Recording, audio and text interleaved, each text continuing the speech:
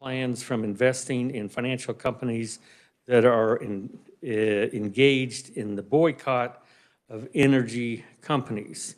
And that'd be due to ESG investment strategy. So this is kind of the other side of it. So if a firm or investment company is employing ESG strategies, this Texas law would say Texas retirement systems could not participate or invest in that company.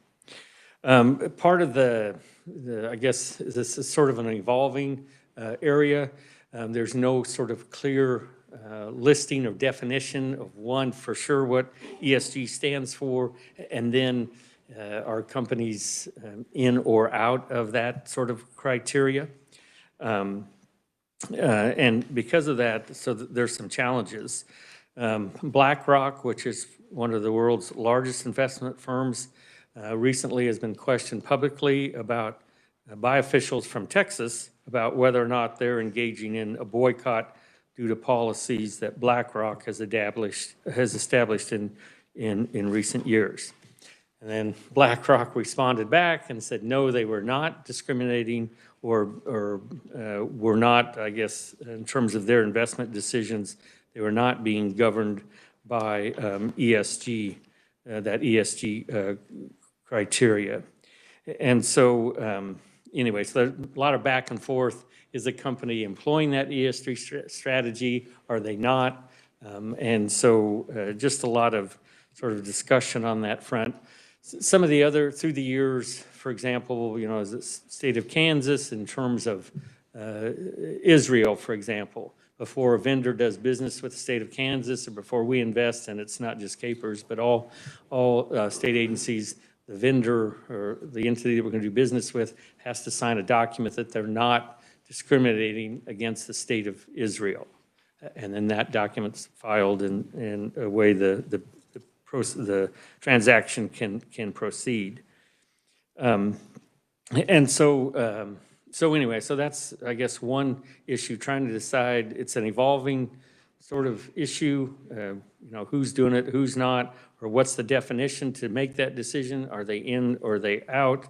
And of course, just any restrictions on the Capers portfolio, and it's just an estimate, but there can be some, they're called transaction costs. What's the cost of trading the assets? Should be directed to do that.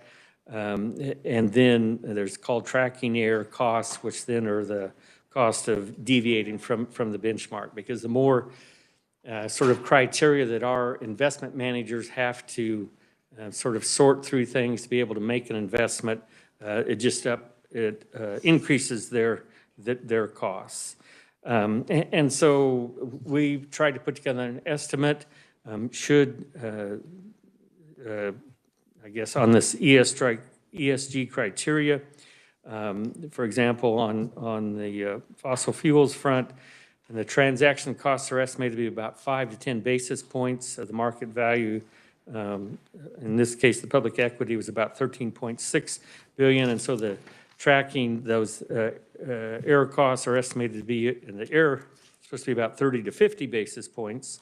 And so all that then combines could have a potential impact of about $48 million to about $82 million per year. And again, it's just an estimate, but it just shows that there's some costs there in terms of additional costs in terms of, I guess, that cost of trading the assets, and then the cost of the tracking error part, the cost of deviating from benchmarks that are out there that we invest in. So anyway, I think that kind of touches on it, I believe, Mr. Chairman.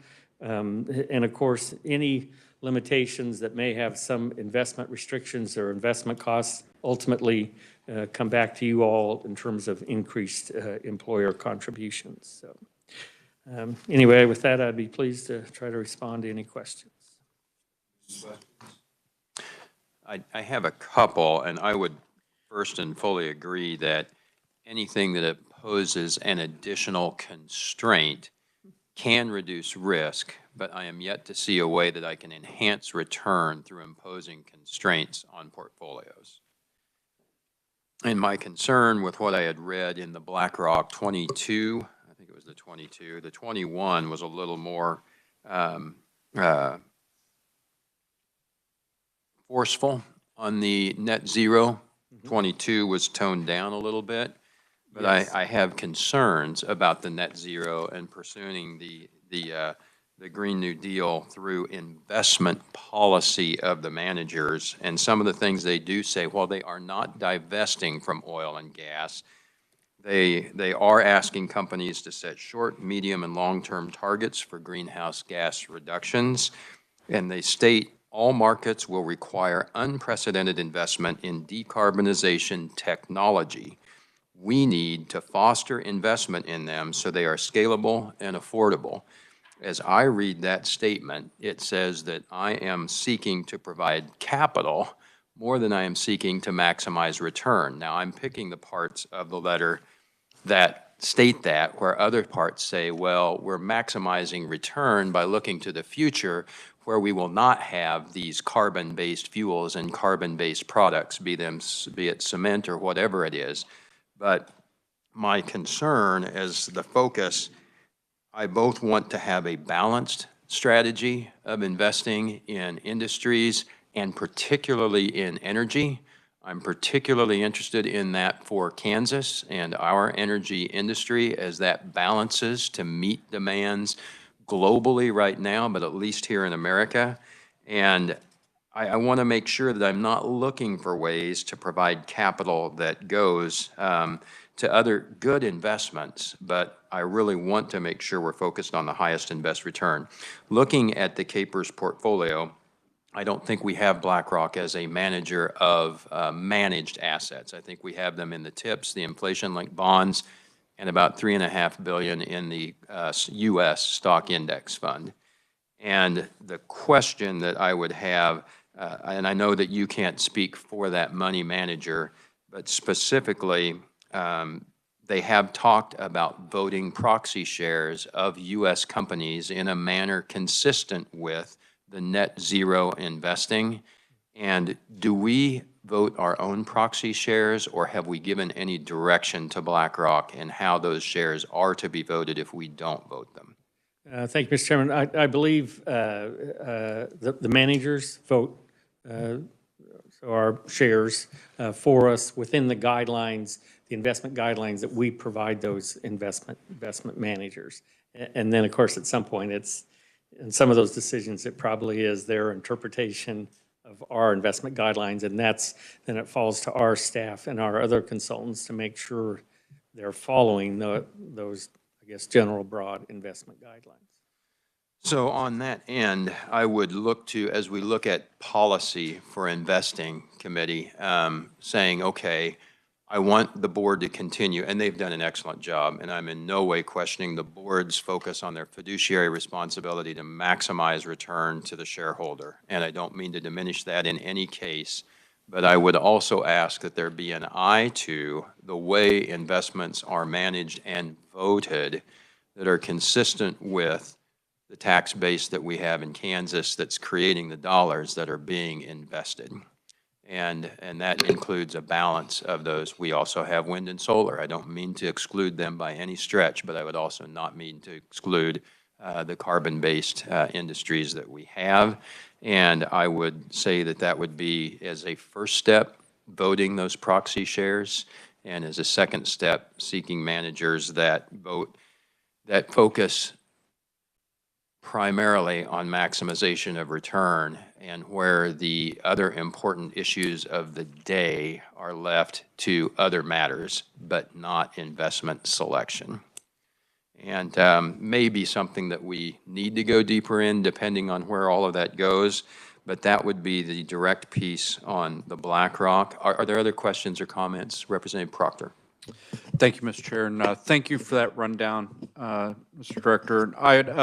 I'm going to ask an unfair question, which I excel at. I apologize for that. It may be that you can't answer this right now, but it goes to the last thing you said, which is constraining our investment strategy might ultimately increase employer contributions. And I don't expect you to have it off the top of your head right now, but is there a way to get an estimate of how much it would, how big a hit it would be to our expected investment return if we were to restrict investment in Russia and China per our last conversation? Yes, we can certainly try. I mean, on the Russia part, of course, on February 25th, we had an estimated investment there of about 35 million, which I'm guessing if we could price it today, it's probably not going to be 35 million. And of course, as you know, the stock markets and all the federal or investment financial network in Russia has basically been shut down. So even if we wanted to divest, I think it'd probably be a challenge to do it, but at some point, we assume some of that may open up, and we could certainly do it at that time. China, of course, it's a little different. Russia's, about 7% of the world economy. China is the second largest world economy. And so certainly, if you start carving out more of those areas, for whatever, and clearly it's a legislative decision, but if you want to start limiting those investments or what trust fund can invest in, certainly can be done, but that's right, it does increases sort of that opportunity cost. So, but we can certainly check and see on that.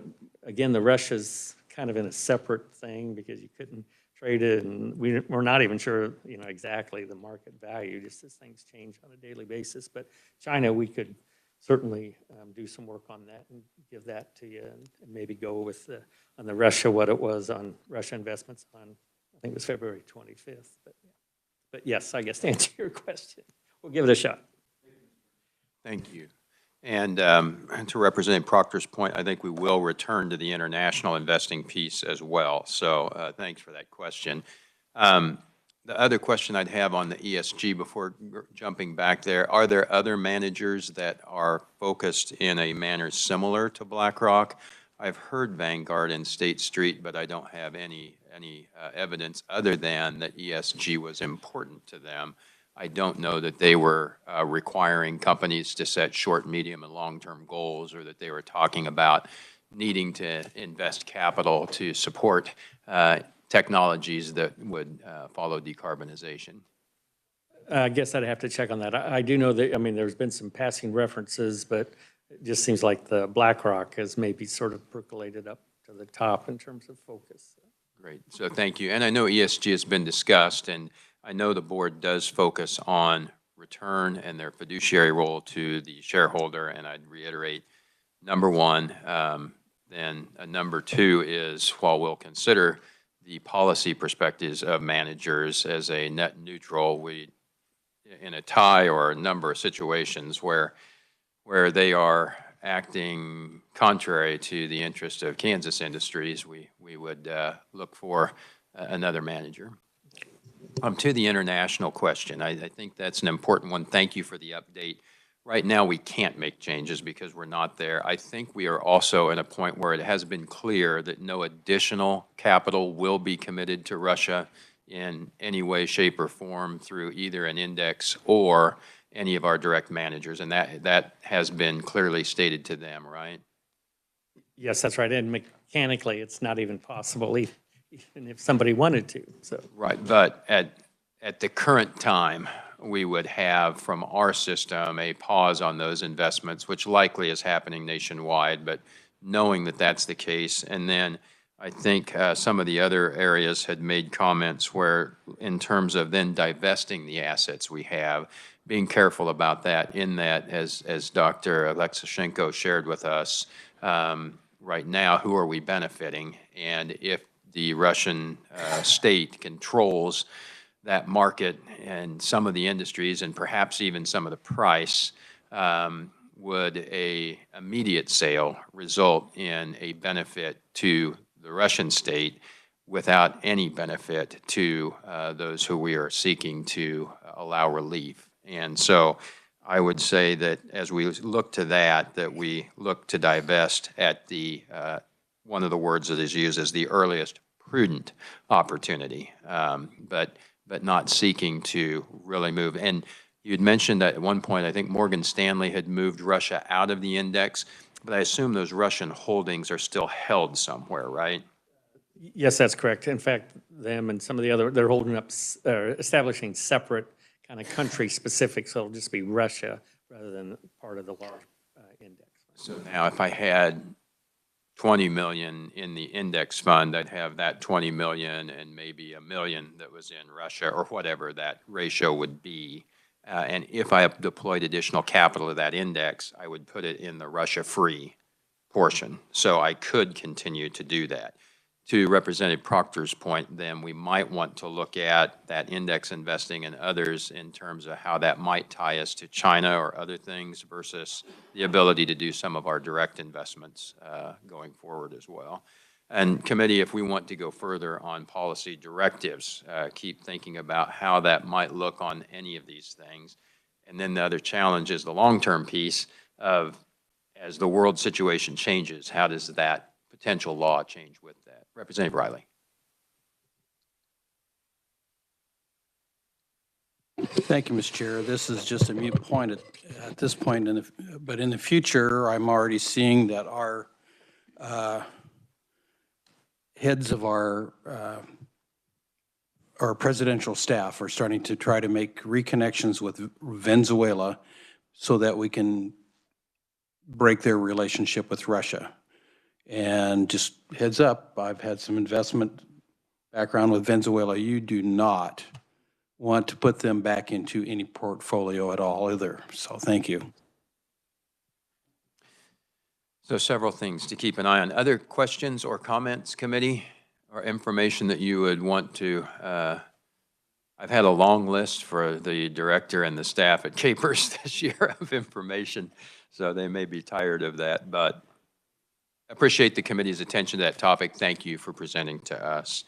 Committee, we have two bills that we will hear today, and then to give you a heads up, in an ideal world, and seeking not to go as long as a certain 9 a.m. committee did for the benefit of Representative Miller.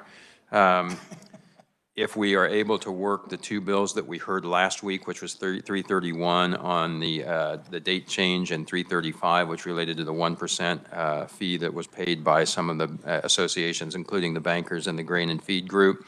And then if you are willing, the second bill we will hear today relates to putting money into the Capers Fund, which is an old topic to us, and if the committee is ready to work that bill, I would look at working those three as we finish today. So we can do it. So with that, we will open the hearing on Senate Bill 392, and I'll ask the reviser for an overview.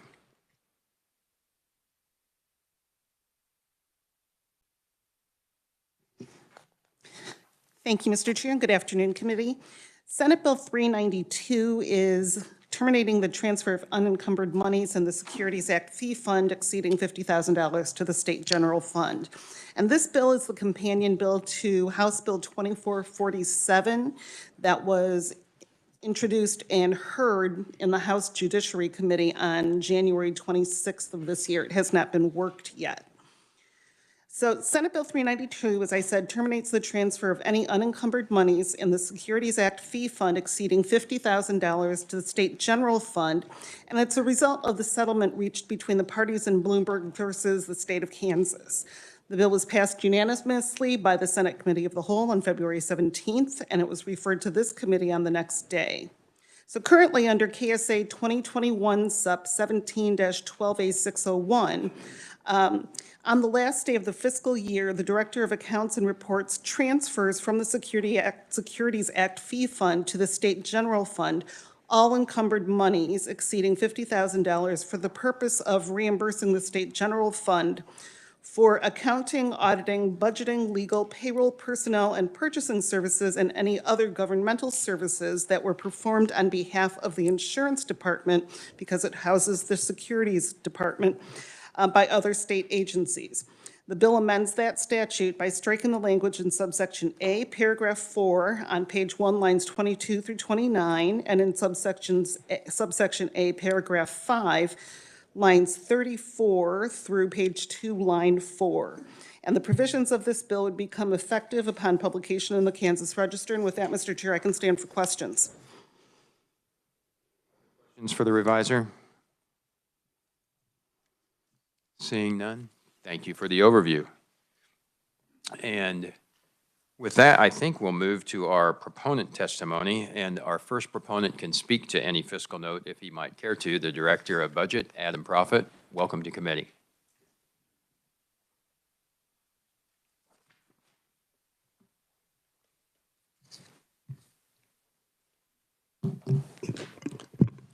Thank you, Mr. Chair. Good afternoon, Mr. Chair, members of the committee. My name is Adam Proffitt, Director of the Budget for the state of Kansas.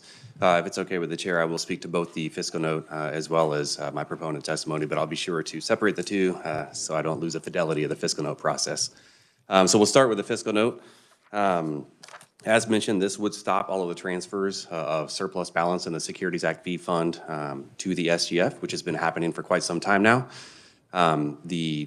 The revenues into the Securities Act fee fund will remain unchanged under this bill. They will still be collecting the revenues into the fee fund. What will change is they will no longer at the end of the year transfer those funds into the SGF. So normal course of business, that means there is a reduction of revenue into the SGF. Now, the 2021 legislature did, by way of proviso, suspend the transfers in fiscal 21 and fiscal 22. So there'd be no impact for either fiscal 21 or fiscal 22 with passage of this bill. By statute, fiscal 23 should reinstate the transfers from the Securities Act fee fund into the SGF. But the governor's budget did contemplate the contents of Senate Bill 392 as a part of building the budget. So that $5 million fiscal impact of reduction of revenues to the SGF was already built into the governor's budget. So passage of this bill would not in any way, shape, or form reduce the revenues to the SGF. So that would be the fiscal note component. I'd be ready to move on to my testimony if it's okay with the chair. Okay. Long and the short, the administration stands in full support of this bill. As was mentioned, this was introduced in response to a lawsuit that was filed against the state of Kansas and was settled last summer. The administration, my office, and the chief counsel of the governor did work with the Attorney General's office on this. They obviously took lead, being the Attorney General's office with legal matters. We agreed as part of the settlement to support any request in front of the legislature to permanently amend statute to stop the transfer into the SGF. It's not written in my testimony, but part of that is the insurance department is also going to do a review of the Securities Act fee fund and what the level of fees coming out of that fund should be. But the administration stands in full support of this. Again, this is kind of the last step in that legal settlement process, and be happy to answer any questions if you might have any. So thank you. I think we'll complete our proponent testimony and have questions at the end, if that is all right. Sir. So thank you. Our next proponent, Jeff Chaney, Chief Deputy with the Attorney General. Welcome to committee.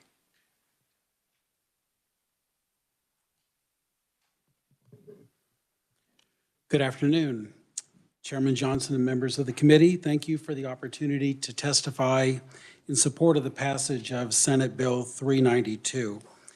The staff and Director Proffitt have done an excellent job of explaining how we got to this point, and I know you've got a very ambitious schedule today, and so I won't repeat anything they've already said. I'll just get right to the heart of it. We tried to get this matter settled last year while we were during the session, and we just didn't get the case settled in time to bring it to you in any type of a final form. So we bought some time by doing a 2-year moratorium, which basically stopped the fee sweeps for those 2 years while we finalized the settlement agreement. These fee sweeps were deemed, after we got to looking at the case, finding out what the case law was and how it was operating, and we deemed that what we were doing was probably illegal and that the best interest of the state was to settle the matter and to put this behind us as quickly as we could. So we worked on the settlement. We were able to get this finally settled after the session had ended last year. We brought it in front of Judge Teresa Watson in the Chaney County District Court. She approved the settlement back on September 3rd of last fall. All of the financial terms of the settlement have been completed. Everything that we were required to do by the settlement has occurred. The only thing that remains is that the agreement to have this language struck in the statute. But we ourselves couldn't agree to do that. We had to just simply make a recommendation, which we are bringing to you, and it is our recommendation of the Office of the Governor, the Division of Budget, the insurance commissioner and the attorney general that this language be struck in accordance with the settlement agreement that we've already had, and that will put this matter behind us. So that's basically what the whole settlement's about and what we've brought before you, and we would simply ask that this committee approve of the changes to the statute. Thank you for your work, and thanks for your presentation to the committee. I have one additional listed proponent, Lee Modisett, Kansas Insurance Department. Welcome back to committee. Thank you, Mr. Chairman. Other two proponents have done a great job discussing kind of how we got here. I thought I might add a little context from our agency, given that we're the ones tasked with administering the fee fund. The reason the balance in FY23 is at a little over $5 million, which is different from my testimony where I list $13 million, is because throughout this fiscal year, we actually did not collect fees at all. We halted fee collection for the entire fiscal year, which is typically around $16 million a year. Each year, historically, it's been a transfer of approximately $13 to $14 million. So essentially, we have expenses to run the division with no additional revenue at the moment. So we're operating off of the funds that were not swept as part of that two-year budget proviso.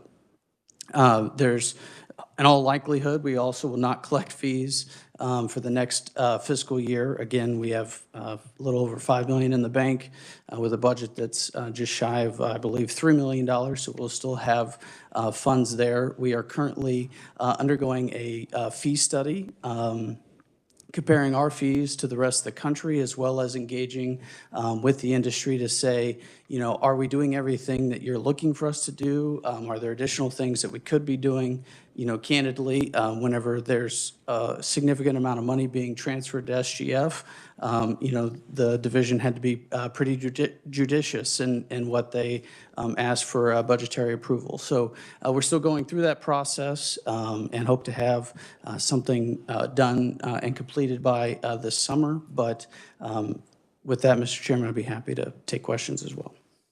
So thank you. Is there anyone else wishing to appear as a proponent for Senate Bill 392?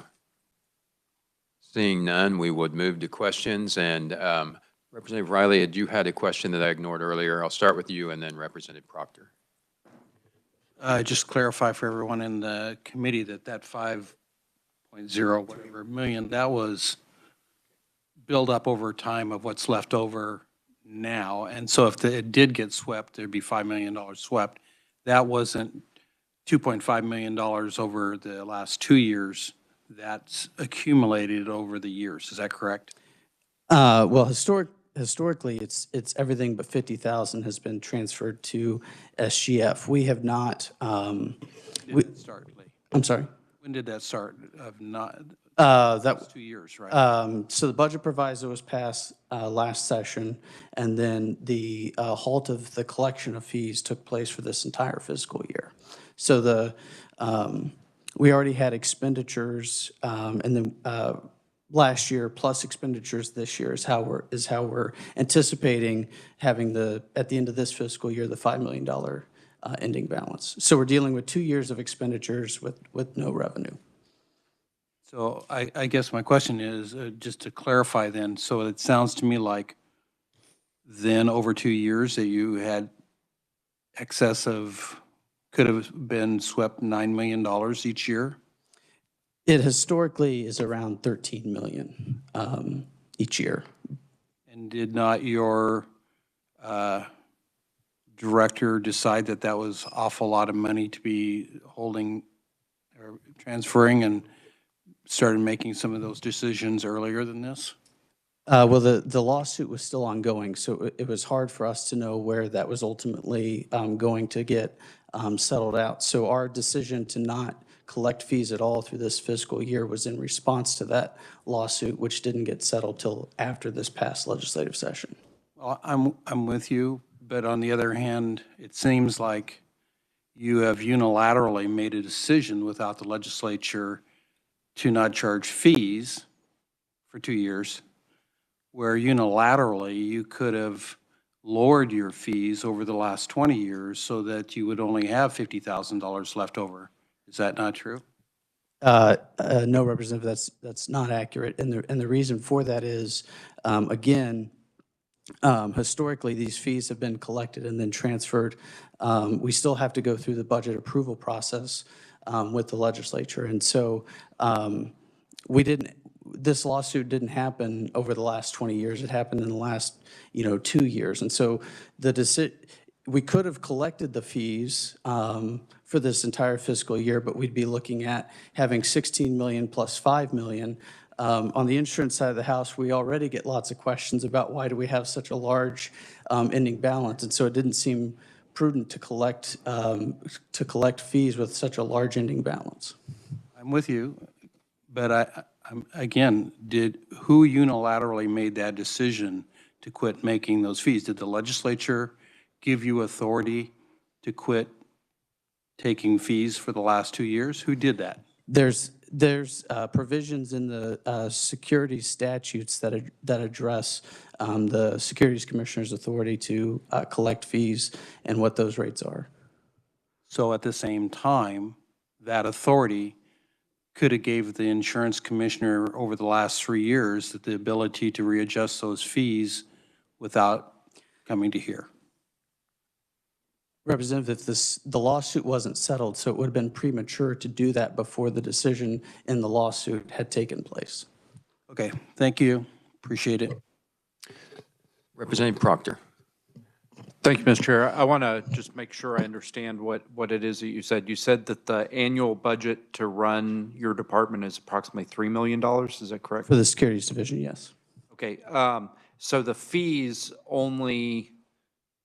What's the overall budget of the whole commission? I don't remember the insurance side of the house at the moment. I came prepared to talk securities. Okay. So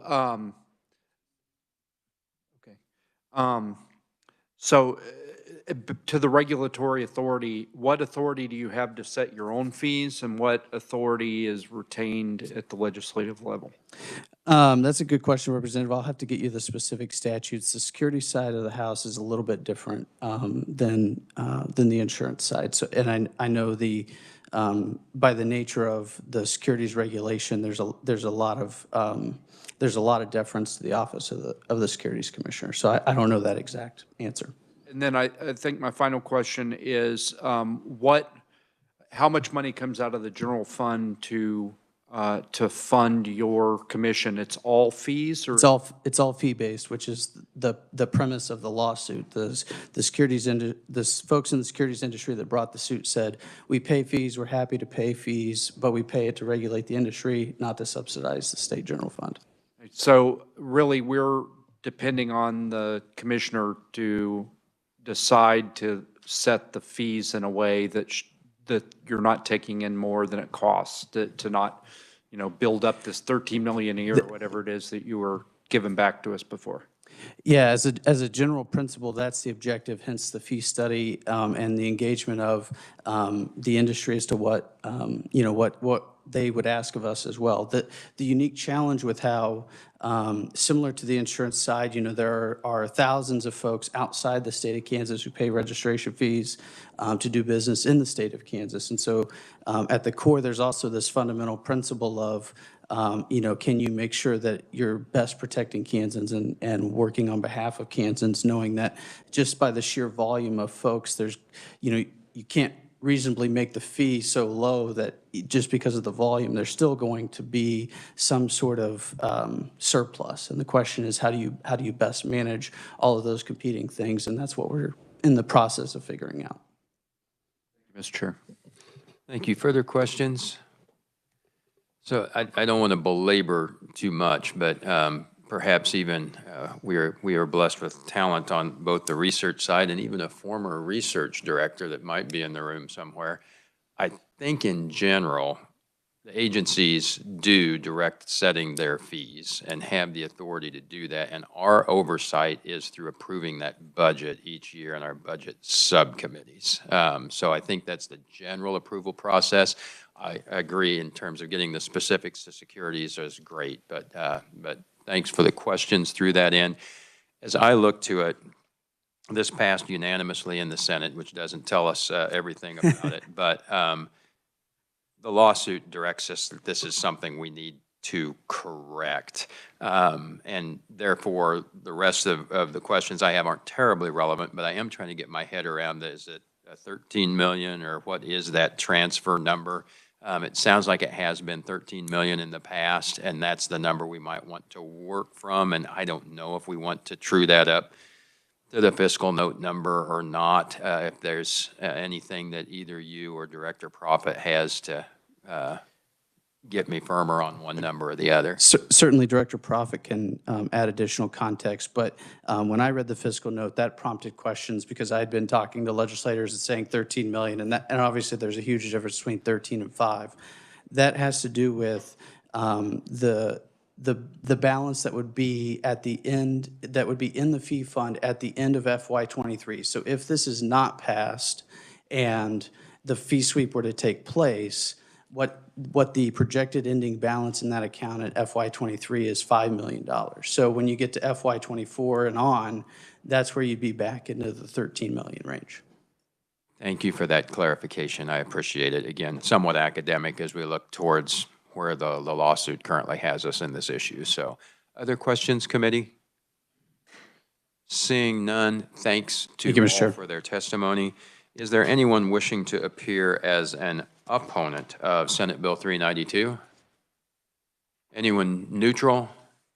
Anyone else at all on 392? And seeing none, we will close the hearing. Committee, that will let us turn our attention to Senate Bill 421. And for an overview of Senate Bill 421, I would ask the reviser.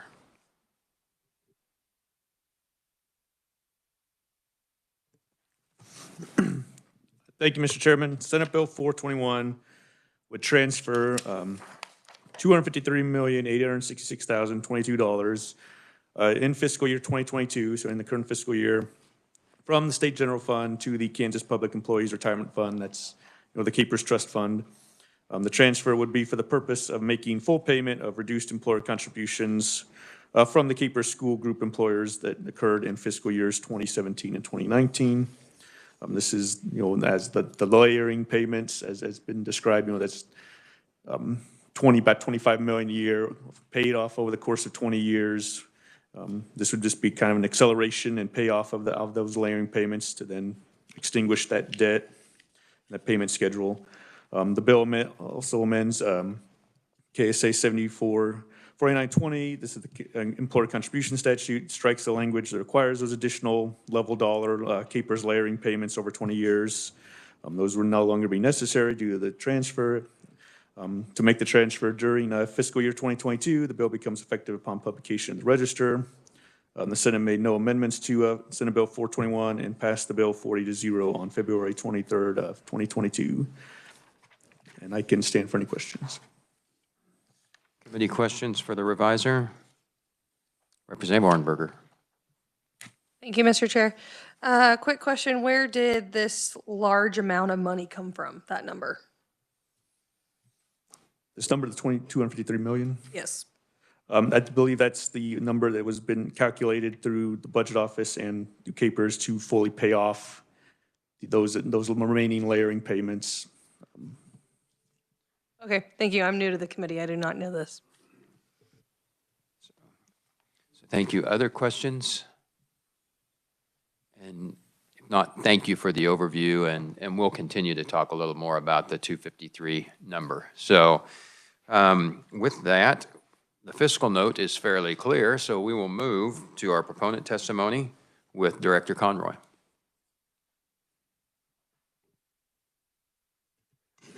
Thank you, Mr. Chairman. Good afternoon again. Senate Bill 421, as indicated, just pay off those layering payments.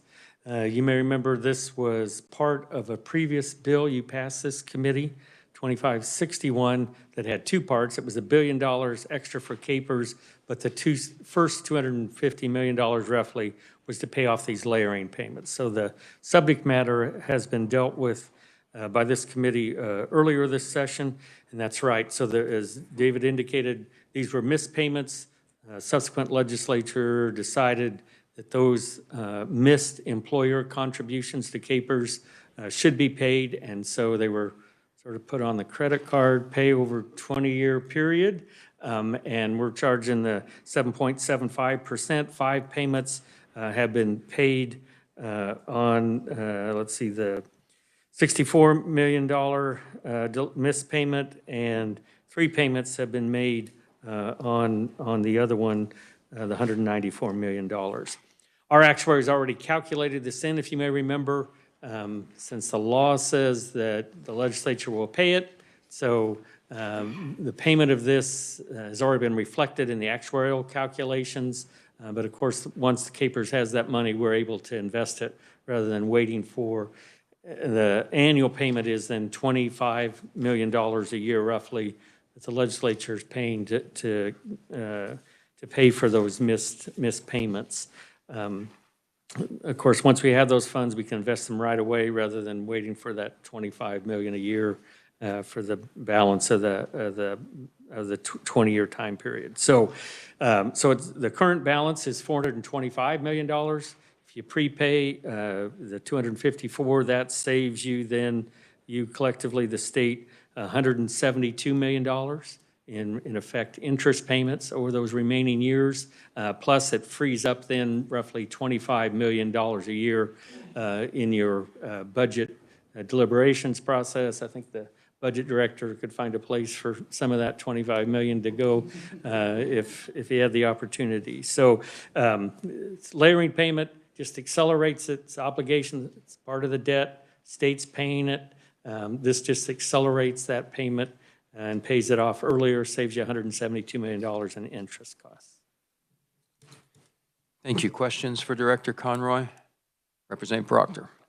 Thank you, Mr. Chair. So when we were contemplating the $1 billion payment, we talked about the fact that there was going to be a delay before we realized savings unless we in some way pulled forward that. Is that not the case with this? And if so, why not? I believe on that case, that related to the $750 million, the second part of that $1 billion. Because otherwise, if there's just a payment made to pay down the unfunded liability, then in terms of the actuarial calculations, it really wouldn't be reflected until fiscal year 25. But you all have the magic words that can accelerate that and apply it to 23 if you so decided. But that'd be the second part of that $1 billion bill. Thank you, Mr. Chair. Then I don't know if this is a question for you or this is a question for the director. So this is on top of the $1 billion. If we were to pass this, we would contemplate sending them both to the House floor, or is it an either or would we settle the number in committee? So right now, the other bill is back to committee, so it's all here, and we can send this as we wish with whatever number. The chair would prefer to turn this one into $1 billion and only pass one of them, clearly. But this then would be one option we would have to advance at whatever number we set. So right now, no, this is not additive. This is one. Thank you, Mr. Chair. Thank you. And thanks for the questions that we have. Did we make where the 253 came from roughly clear? Or not yet? So, well, let's just spend a brief moment on that. So to the question that Representative Proctor had, and I know we have some other questions that are here. There's a couple of things that are going on, and in, was it 2017 and 2019? We had a couple of payments that were layered rather than made, and trying to explain why, you're just going to have to accept that it happened. And that payment stream then is a different debt than the liability that we have, and the acceleration of the savings by paying that one first is one of the attractive things that the budget director pointed out to us, in that that is 100% a debt to ourselves. We have a small help on the other in that some of our Capers positions are funded by federal dollars. So there's a some amount of funding for the general liability that comes from federal dollars. So this is the amount that has the greatest acceleration of savings in the state budget. Not that the other doesn't help us as well, but the way that is amortized is what creates the difference between that long actuarial tail where we're looking 3 years out to determine our payment schedule versus this debt, which we're just paying to ourselves each year. But present value, what's still owed on that is this mystery $253 million that we've been talking about as the first step towards paying down Caper's debt. So thanks for listening. Representative Carpenter. Thank you, Mr. Chair. Just for clarification, so the missed contributions were out of the Department of Education? So in terms of what we had layered, I believe that is correct. The state school liability is one of the larger ones, and that's where we bonded, et cetera. While it is there, it's also somewhat academic in that the state is on the hook for the total amount. So one of our questions was whether to run it through the Department of Education or not, since that is the department which is run Just a through. quick follow-up. So who's been making the 6.4 and the 19 million, the 25 million a year payment now? So it does come from SGF. Director Conroy, do you have any further clarification? Mr. Chairman, that's correct. It's from the general fund, and it's appropriated to the Department of Education, who then sends it to Capers. Thank you. Thanks. Further questions? Representative Riley. I think kind of adding on to Representative Carpenter's question, see where you're going with that, but we didn't really put that on the credit card, because if we would have put it on the credit card would have paid off that whole balance. What we kind of did is said we pretend like we are going to pay it, and we're going to kind of pretend we're going to take it out of our savings account over 20 years. So it didn't get paid like a bond would get paid and the money put in. It wasn't paid off by the credit card. It goes back to that debt that we have in our savings account that we're pulling money out of our savings account to pay our checking account, kind of thing. Representative Proctor. Thank you, Mr. Chair. So I don't know, if this is a question for you or a question for the director, but so right now, we're sending 25 million to the board or to the Department of Education, then they're paying this. If we were to pay this off, would we still be obligated to send that 25 million under Gannon to the department, or would we be able to return that to taxpayers or whatever in terms of tax cuts? So that would not relate to Gannon and the amount that is there. And we could pay it, as we talked earlier on the other one, either through the Department of Ed or directly. Either way, we exhaust it, and then those dollars would be available to direct to taxpayers or what we can vote to make sure it goes to. Thank you, Mr. Chair. Representative Osmond. Thank you, Mr. Chairman. All right, so just to make sure that I've got clarification on this, we had under 2561, and it was originally $1 billion. We pulled it out to 746 million on one side, $253,866,022 on the other side, which is coincidentally the exact same amount on here. Now, I can assume that's coincidence that two people randomly came up with the exact same 9-digit number, but I just wanted to understand that the second part of 2561, as it's pulled out, functionally does the same thing as for SB 421 that we're discussing right now. So yes, and I think the good news that I see in that 253 million is we have seen similar thoughts from the Senate, from our bill in the House, and I think from the budget director, who will testify neutral, on the use of that 253 to pay that down. There are different ways to do it, but getting rid of those layered payments seems to be have agreement. So, further questions? So thanks, and everyone is right. This is the same topic we were talking about in our House bill. And I don't know if we have other proponents. Is there anyone else wishing to appear as a proponent of Senate Bill 421? Seeing none, I know we do have a neutral, and I would welcome Director Profit back to the committee. Thank you for your testimony and for joining us. Thank you, Mr. Chair, and good afternoon again, Chair and Committee. Again, Adam Profit, Director of the Budget.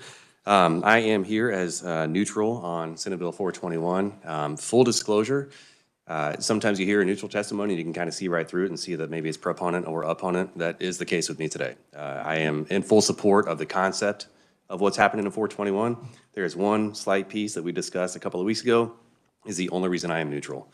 So as has been mentioned, paying off the layering payment using the $253.8 million to extinguish the debt, which is above and beyond the UAL, was part of the governor's budget recommendation.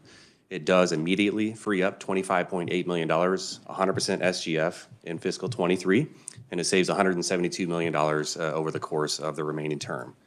So for those reasons, we are firmly in support of the mechanics of 421 and making sure that this gets paid off as soon as humanly possible by June 30th. The only reason I'm testifying as neutral is, as we spoke about a couple of weeks ago, and as Representative Carpenter and others pointed out, the missed payments that happened in fiscals 2017 and 2019 did come from the school group. So the payments were skipped out of the Department of Education's budget. So then the loan, if you will, the 25.8 layering payment is being made through the Department of Education. That's what the governor's budget recommendation did, was appropriated $253.8 million to Department of Education to have them turn around and pay that directly into Capers.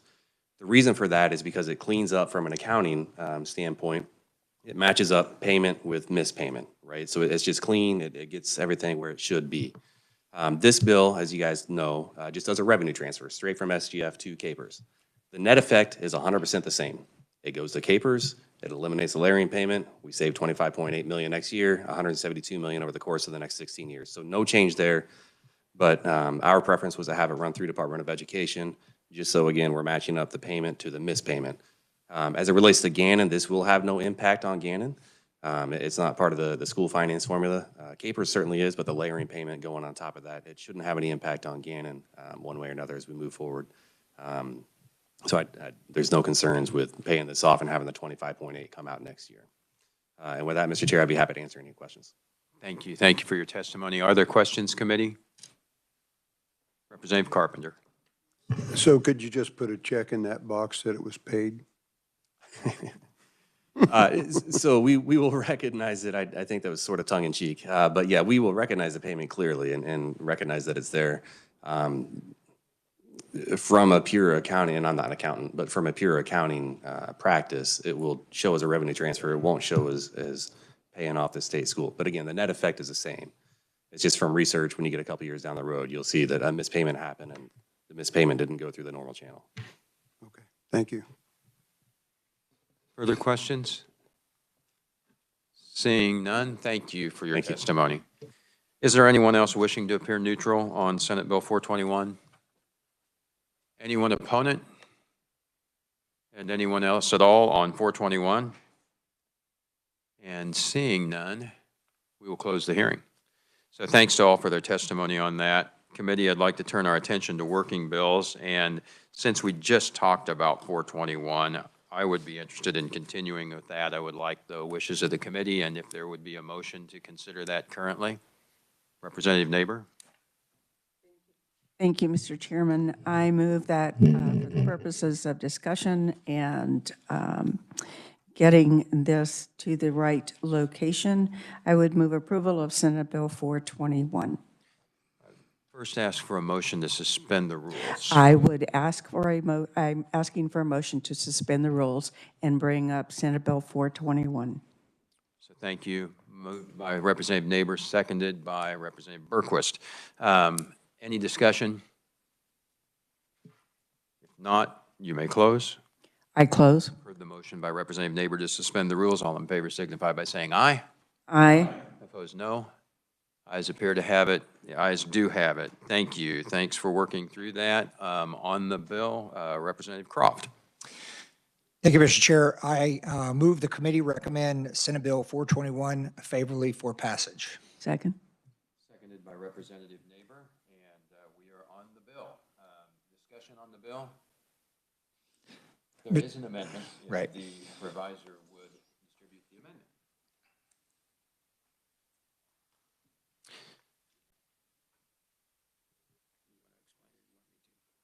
You can go ahead and explain. You want me to just make the So while the reviser is passing this out, this would change it back to the $1 billion as we had in the House bill that we passed out. And the intention then would be that we use this vehicle to move forward. The reviser can explain it, although the balloon is simple enough that even I can read it fairly easily. Striking the 253 to the $1 billion and providing that the first 253 pays off the layering and the full payment is made directly to Capers in this case. So that's where we started with the House bill. We did hear and discuss whether we should send the 253 through the Department of Education. This would not. It would just go directly to Capers and gives us that starting point, and is where I would like to work with the Senate to say I'm somewhat neutral on which direction the 253 goes, but I'd like to see us put more money towards the 7 3/4 debt. So that's the thought behind the amendment that we have. Representative Croft. Mr. Chair, I move the amendment you just described. Thank you. Seconded by Representative Neighbor on the balloon amendment that is before us. Is there discussion on that? Representative Proctor. Thank you, Mr. Chair. Just a question.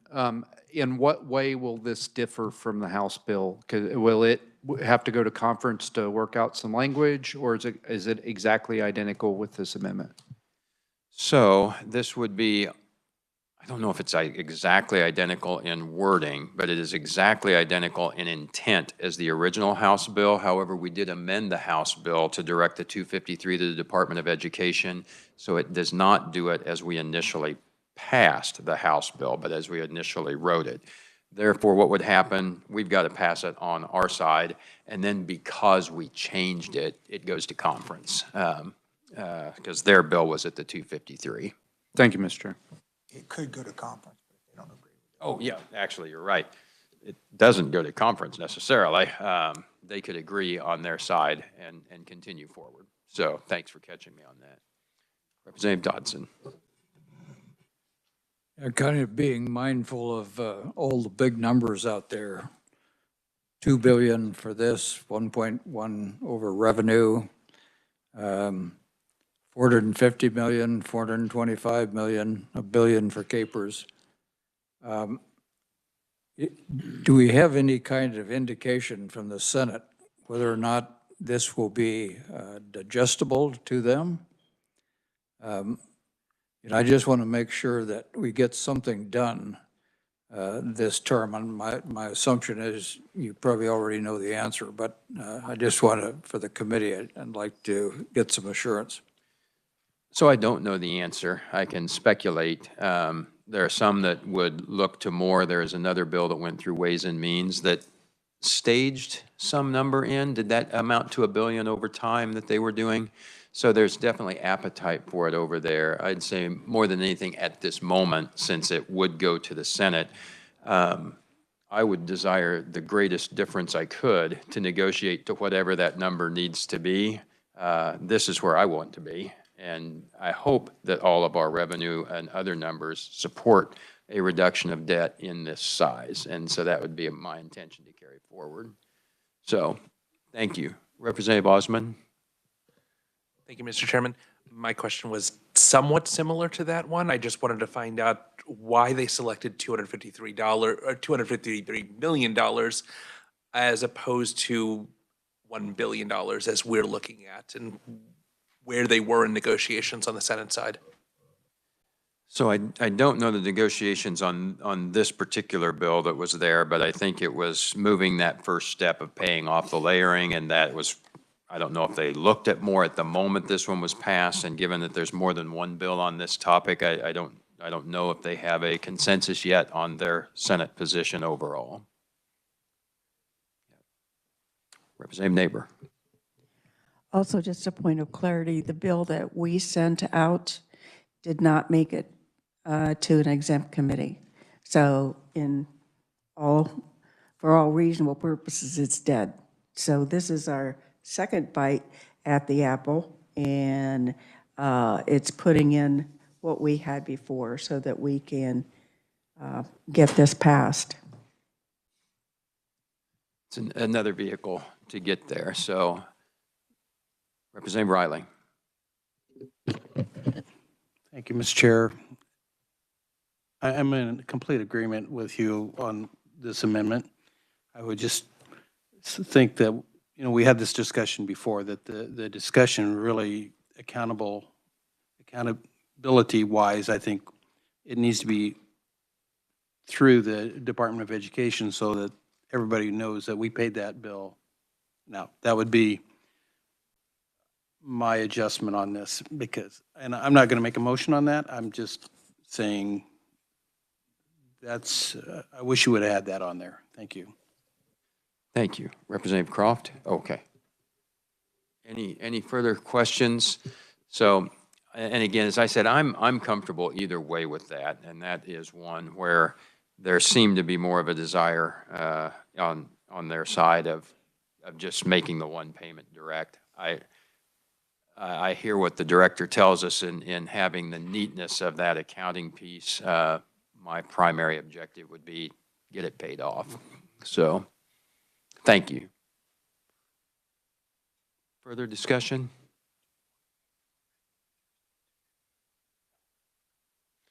So, if there's no further discussion, Representative Croft, you may close. Thank you, Mr. Chair. I close on the amendment. You've heard the motion by Representative Croft to amend Senate Bill 421 to the billion rather than the 253 million. All those in favor signify by saying aye.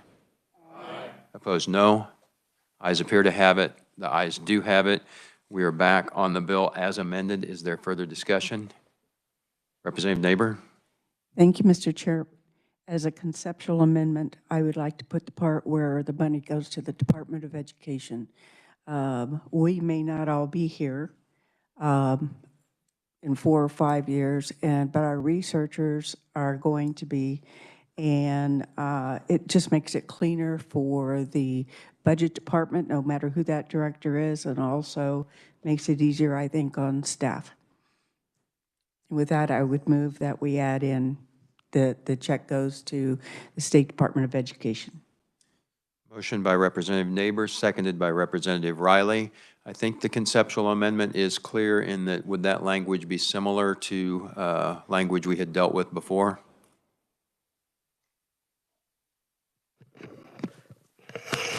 Mr. Chairman, yes, I believe, and Representative Neighbor can correct me if I'm wrong, I believe it would be the same language as we left the bill from 2561, where you would do a revenue transfer of 746 million SGF to Capers, and then have a second section where we'd actually appropriate 253.8 million through the Department of Education with the language there that this would be for to pay the actuarial cost of delayed contributions for fiscal years 2017 and 2019.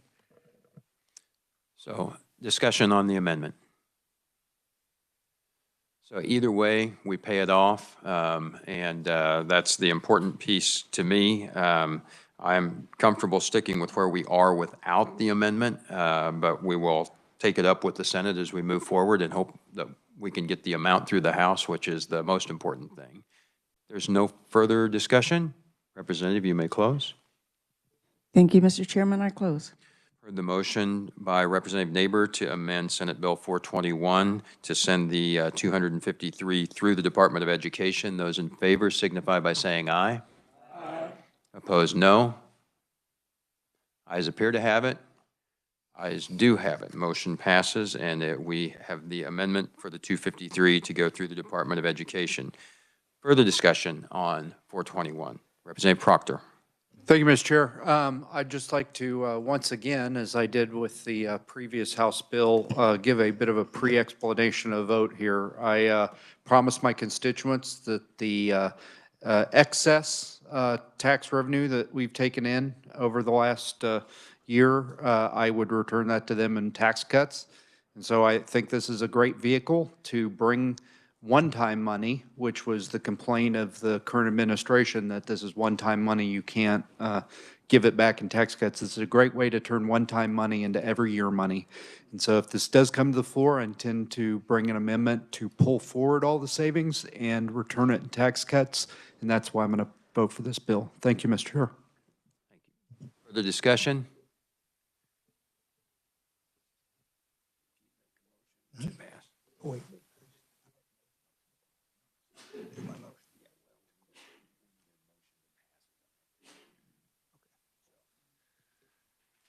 Representative Croft. Thank you, Mr. Chair. I move that the committee recommend Senate Bill 421, pass favorably as amended. Yes, sir. Thank you. Appreciate that. So sorry to throw that curve to you. Seconded by No, it Representative was Proctor. terribly worded. Is there discussion on the Croft motion? Not. Representative Croft, you may close. I close. Heard the motion by Representative Croft to pass Senate Bill 421 favorably as amended. Those in favor signify by saying aye. Aye. Opposed, no. Ayes appear to have it. The ayes do have it. Thank you, committee. Thank you for working through that on the fly. I appreciate getting that out and on down the process. I'd like to work on two more bills. The next one that I would ask to turn our attention to is Senate Bill 331, the date change bill. Do you need an overview from the reviser? I would have the reviser give an overview and possibly pass out a balloon at the same time.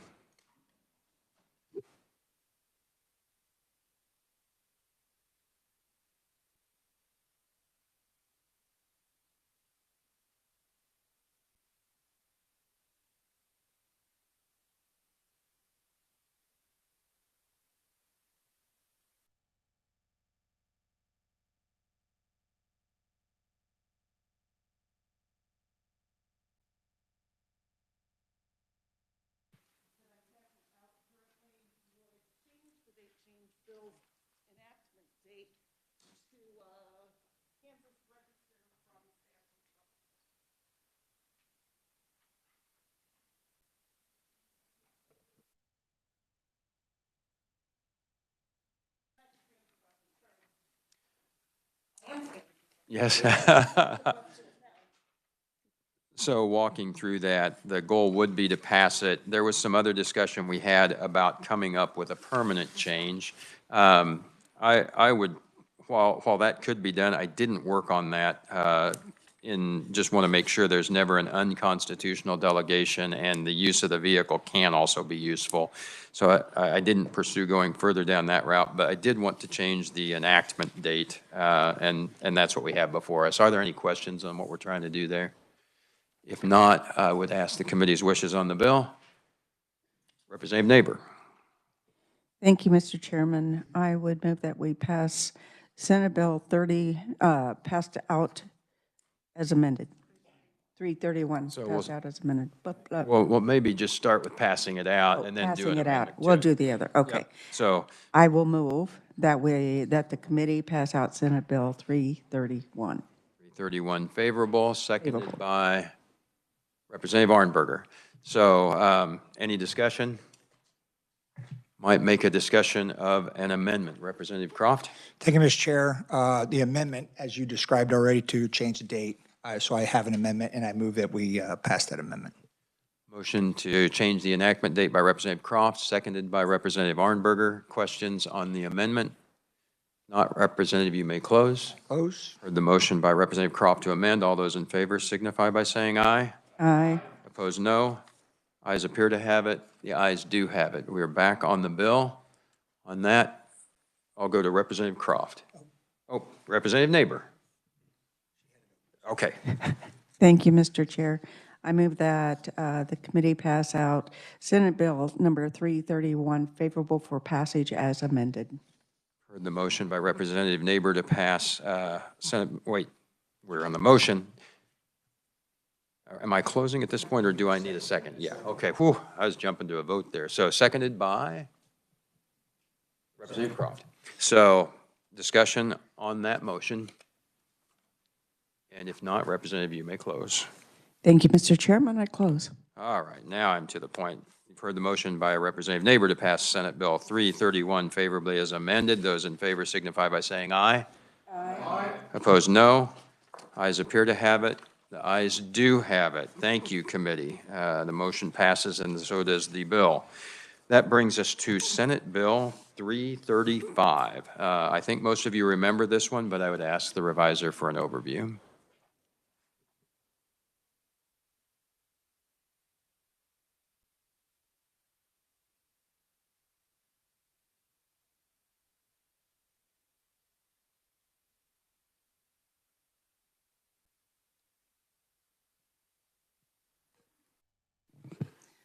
Thank you, Mr. Chair. Senate Bill 335 is the bill that would exclude certain association health plans from paying the 1% privilege tax if they are exempt from the jurisdiction of the insurance commissioner by virtue of the fact that they are overseen by the Department of Labor through ERISA.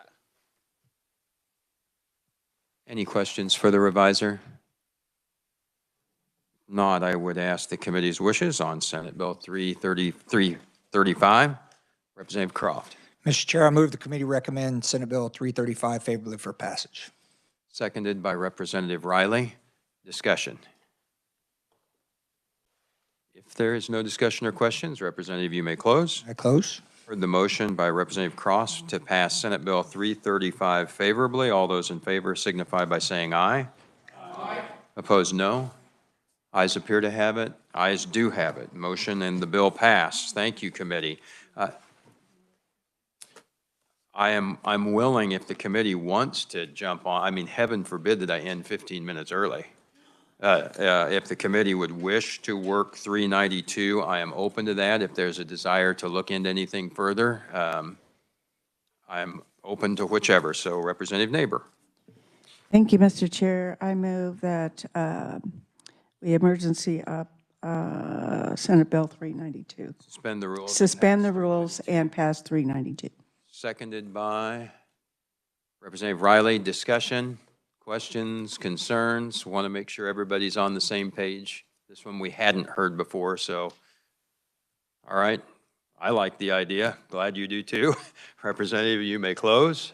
I close. Heard the motion by Representative Neighbor to suspend the rules. All in favor signify by saying aye. Aye. Opposed, same sign. Ayes appear to have it. The ayes do have it. On 392, Representative Neighbor. Thank you, Mr. Chair.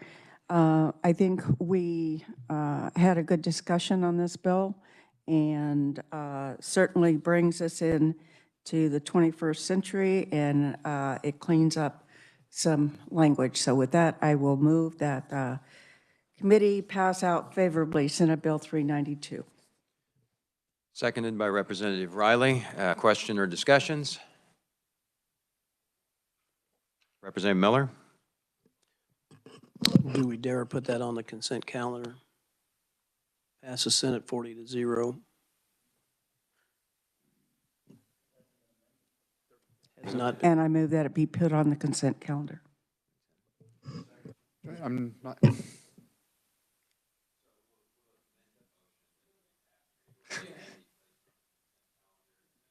I'd like to speak on that. Yeah, I understood all the testimony. I am concerned that right now, the current fee structure, this commission is pulling in 13 million more than they're spending to run their commission. And so I'm a little bit uncomfortable about, I understand the reason for the bill, but I'm a little uncomfortable with there being no controls to prevent them from bringing in 13 million a year and just expanding the size of their agency to spend the money. And so, not that I don't trust them implicitly, but I'm a little uncomfortable about putting it on the consent calendar without having at least explored that concern. And, if those concerns aren't alleviated, having the opportunity to bring an amendment on the floor to address that.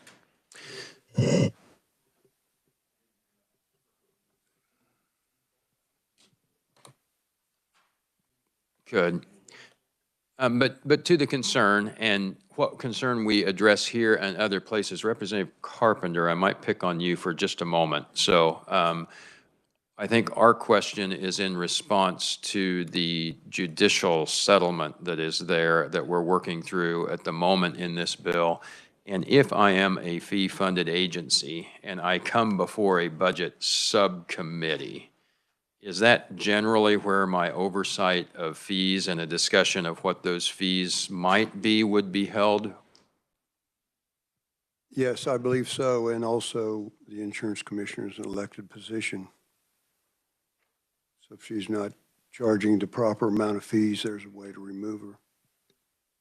So thank you. In the budgets that you have, do you have any fee-funded agencies and agencies that set fees?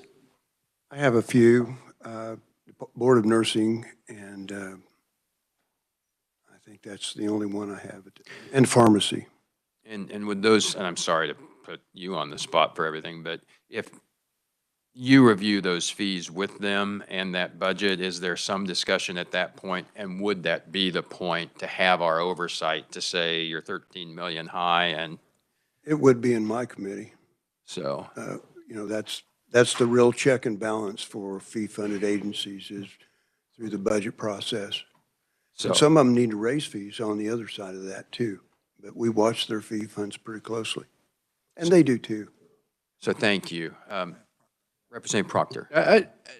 If we were to move to vote this out favorably, I would vote for it. The consent calendar is for things that we're all unanimous and have no concerns about. It'd be yes, I could go in, I could, object to it remaining on the consent calendar, but it's at least a breach of etiquette.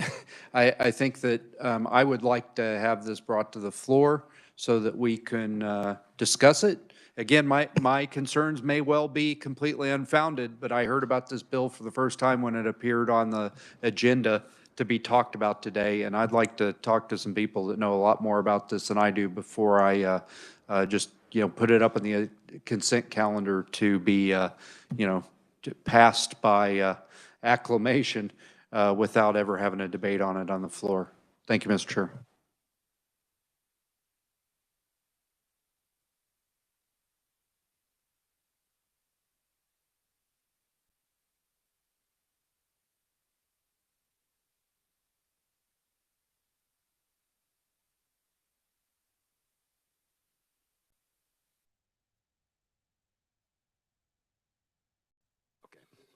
Representative Riley.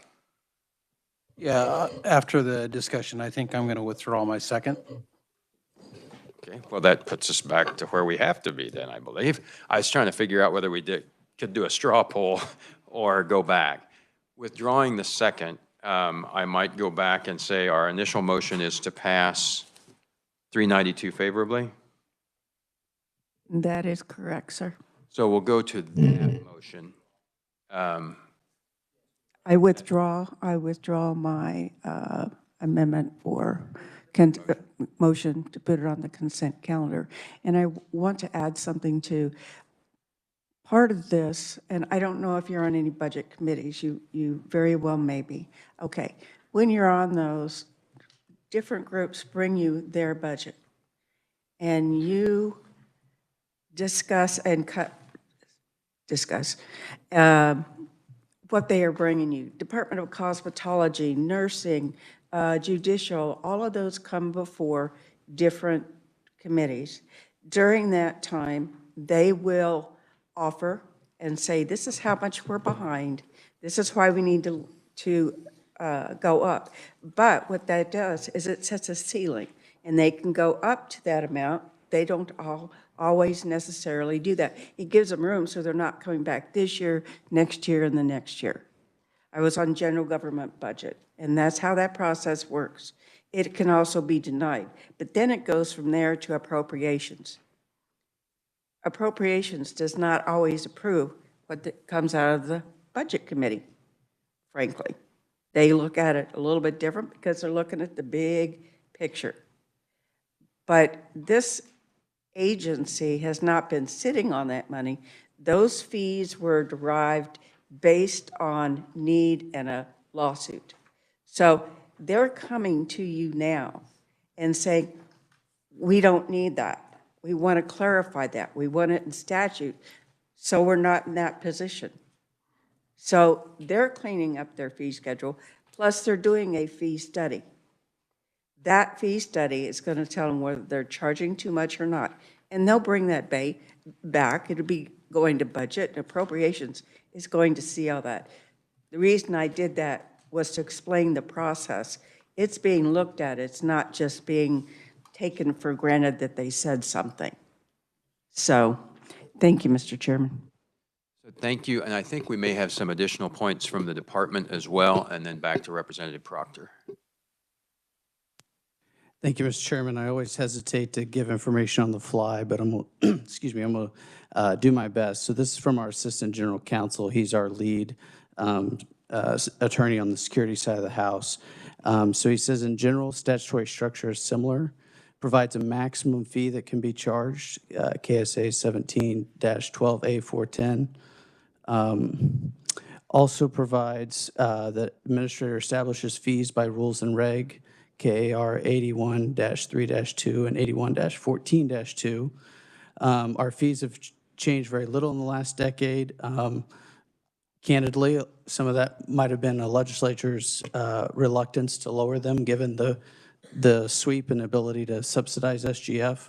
And then the authority to waive the fees for a period of time comes from the Securities Commissioner's ability to issue special orders. And so the special order was in addition to the fee sweep, the halting of that. The other comment that he added is that the settlement itself requires the fees to conform with the cost of providing the services.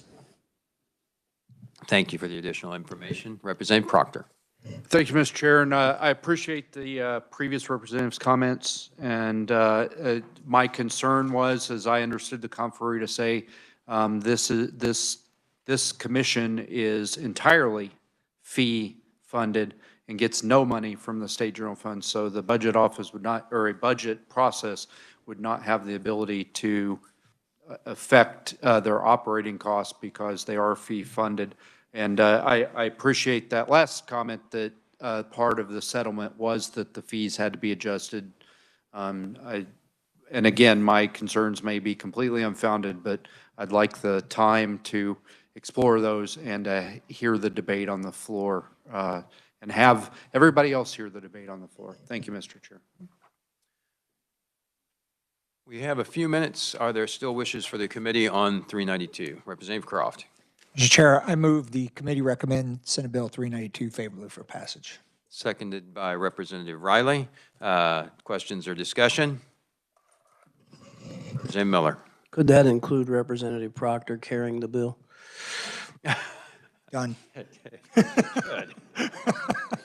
Good. Sir, I'm new to the House. I'm not sure. Is it okay for the carrier to bring an amendment that changes the bill? Thank you, Mr. Chair. So any further discussion or questions on the discussion for Senate Bill 392? If not, Representative, you may close. Thank you, Mr. Chair. I do see that as a friendly amendment, and I would like to put that in the bill. Thank you, Mr. Chair. I close. You've heard the motion by Representative Croft to pass Senate Bill 392 favorably. All those in favor signify by saying aye. Aye. Opposed, no. Ayes have it. And Representative Berquist. I have 4 questions that don't need any answers. We've had a lot of serious questions. How can you mend this broken man? How can you stop the rain from falling down? How can you stop the sun from shining? What makes the world go round? That's all. Thank you, Representative. Thanks for the committee's work on all of those bills. Our work will continue, and for today, we are adjourned.